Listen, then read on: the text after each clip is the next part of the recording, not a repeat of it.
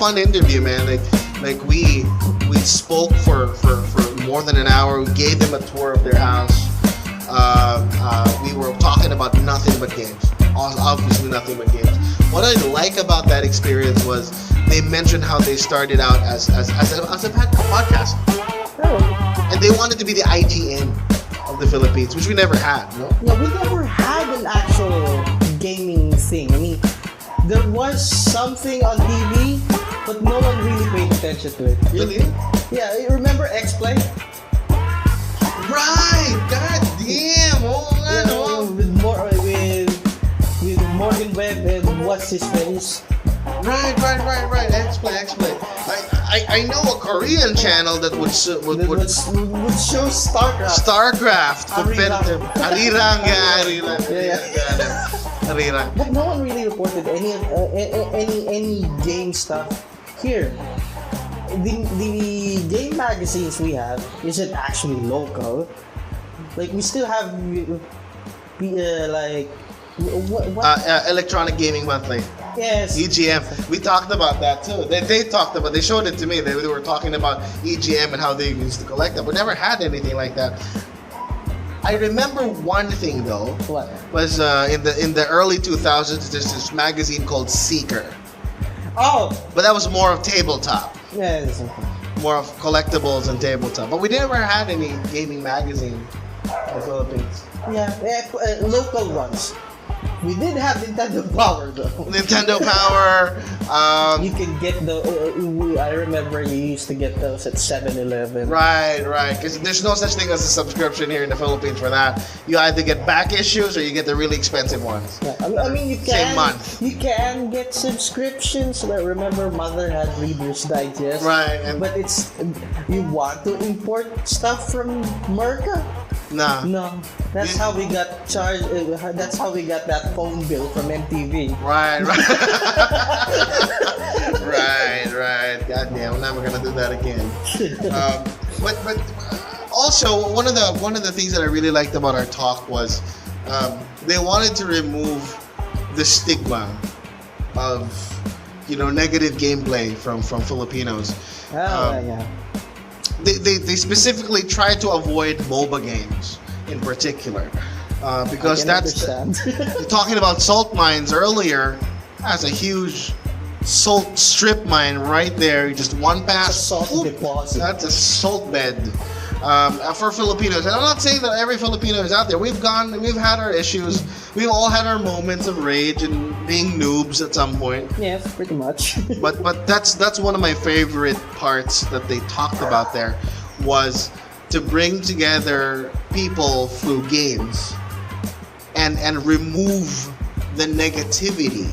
The Chino mentioned that he doesn't want to respond to the negativity, even if they're being bashed for poor gameplay. Oh yeah, but that's the thing though. As I've learned watching through Let's Plays, some of them will be actually super bad. Like they'll miss this detail, they'll miss that detail. Right. And you can't help it because that's how they play. So, it can be either a Let's Play or a stream. The stream is more egregious, but you can see why, because you're both as Matt said, you're both entertaining the audience and playing at the same time. So it's kind of hard to do that both. Like you play, you talk. Do you want to entertain the people? Sometimes you have to look at the chat.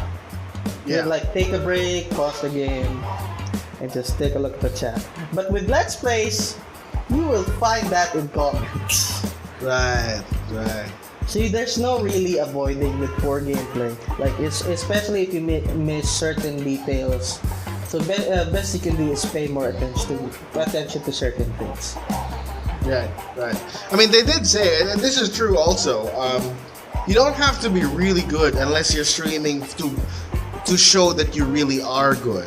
I mean, or you're just showcasing stuff. Right. Like the streamer on Twitch named Ninja. Yeah. Skills wise, he's really good. Really good skills. But if that's the point of your stream, go ahead and get good. Go and play for, say, the Capcom WSO matches, winner stays on matches, the top UK seeds and all that. You play for skill, that's what you show. But if you play for fun and if you play for entertainment, I think these guys are doing an awesome job. Yeah, very awesome job. Some streams are just virgin runs. Like, this is the first time playing it, they have no context. Like, I know I'm going to get shit for making this comparison, but Dark Souls is a good example for this. Right, Dark Souls. Because they say it's hard, but they don't know why it's hard. They only know the only thing they know why it's hard is the combat. The combat in Dark Souls is clunky as fuck. But there's also the factoring in of where you put your stats, where you're supposed to go, and the occasional surprise. Meaning, like, you carry a lantern in a dark room and suddenly there's a 20-foot spider skeleton in front of you. Yeah, that's a freaking surprise. That's a surprise. I played. I got so as usual. My curiosity got to me. What's this new hot shit? Got to know. I needed to know. So I got myself Dark Souls. Played it. That game kicks you in the ass immediately as soon as you start the game. They'll just give you basic tutorial. This button does this. This button does that. Okay, you know the controls? Go out. Trying to praise the sun. No, it's not even that. Okay. You go to your you go to a very wide room, and then a big ass demon just falls into the sky. Falls from the sky. Are you gonna fight that with your stick? Yeah. It's not even a stick. It's a broken sword. Right. So, okay, they give you the option to run past it. That is the correct choice. And then you find more of your gear. So there you circle back. They show you more of the tutorial. You block, you and then you parry. You parry. That's all they teach you. They don't teach you anything about stats. They don't teach you about the role. You're left to figure it out on your own. Yeah, that's why it's hard. And that's the magic of Dark Souls, figuring things out on your own. And since we don't have this community of, trying to explain these things rather apart from the gameplay itself, having that insight to share with other people, we don't have that a lot. We had that before. Back when we were in Makati. I remember back in the PS1 days. It's usually word of mouth. Right. I know a guy, and then he kind of helps you out, and then we grew up in a neighborhood with kids who have consoles as well. Fortunately, we have that. Okay, so we borrow shit. Can I borrow that? I want to play that as well. I'll trade you. I'll get your Ikari fighters and I'll give you my contract. Palit bala. Palit bala kayo.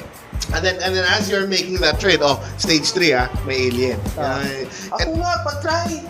Right. It can't be that hard. And these guys are bridging that gap from what we had before, and they're doing a tremendous job. So kudos to the guys from GameAko. They're actually doing something good out of this community. They talk about stuff that's not just gameplay. They also talk about the value of what are the upcoming games, what's wrong with this particular game. Yes. On that I'm actually very thankful. Because you actually get to talk about certain controversies on certain companies and games. Of course, we can never forget the whole shenanigans with Capcom and their Street Fighter Cross Tekken DLC. We will never forget about that. Yeah. On disc. It was already there, and when we found out, everybody was like, "What?" Everyone was super mad. Like, even before that, there was even something even scummier. They locked the true ending for Asura's Wrath to a DLC. which is happening very commonly now. Yeah. You want to finish the real game? Buy the content. It's not like you paid full price for the game already. This is the true ending. And you know, the guys from GameAko want to create that sense of understanding of the games. Very recently, you have the Diablo Immortal release, which we had a video about. Hurts my soul. Every time I say it, I get a migraine. Diablo Immortal is the end of it. It's quite ironic. But you don't have a lot of guys talking about this, and you know, we create a community, and it's not just about MOBAs. It's not just about getting good and being skills. It's about to talk about these things, and these guys are bringing it back. Yeah, because most of the time you talk to someone about certain controversies, they say just play the game. But if you buy into that mentality, you're giving these developers or publishers the range to be lazy. Right.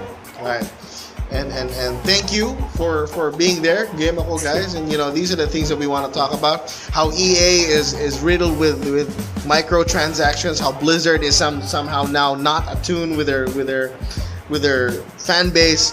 Definitely.